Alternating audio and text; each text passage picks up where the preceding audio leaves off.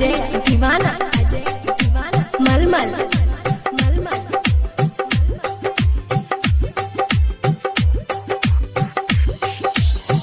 जानो से ज्यादा बकरा चाहती है हमें मेहंदी चल के दूसरे नाम रे होते सवेरे यारबा छाती में मारी फिरबा गाँव बाली जैते दोसर गाँव रे हाँ हाँ होते सवेरे यारबा छाती में मारी फिरबा गाँव बाली जैते दोसर जानो से ज्यादा बकरा चाहती है हमें मेहंदी चल के दूसरे नाम रे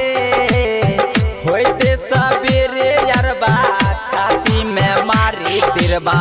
गाँव बाली जैते दोसर गाँव रे हाँ हाँ होते सवेरे यारबा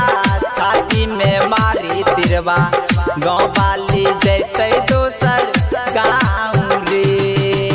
अजय दीवाना मलमल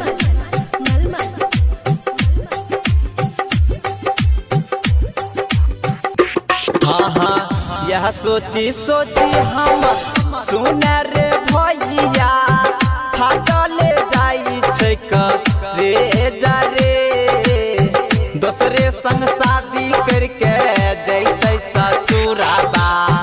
केना के दियल करबै हम रे हाँ हाँ होते सवेरे यारबा दिलबा में मारी तिरबा गाँव बाली जैते दोसर गाँव रे अजय दीवाना मलमल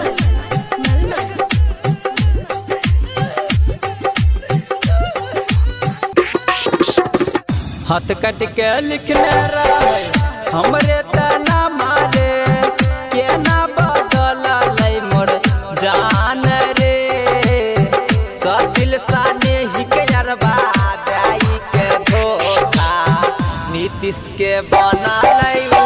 बाहु रे हाँ हाँ सब दिल साने ही के यारबा दाई के धोखा मिटवा के बना लई बाहु रे जानो से ज्यादा बकरा चाहती है हमें मेहंदी चल के दूसरे नाम रे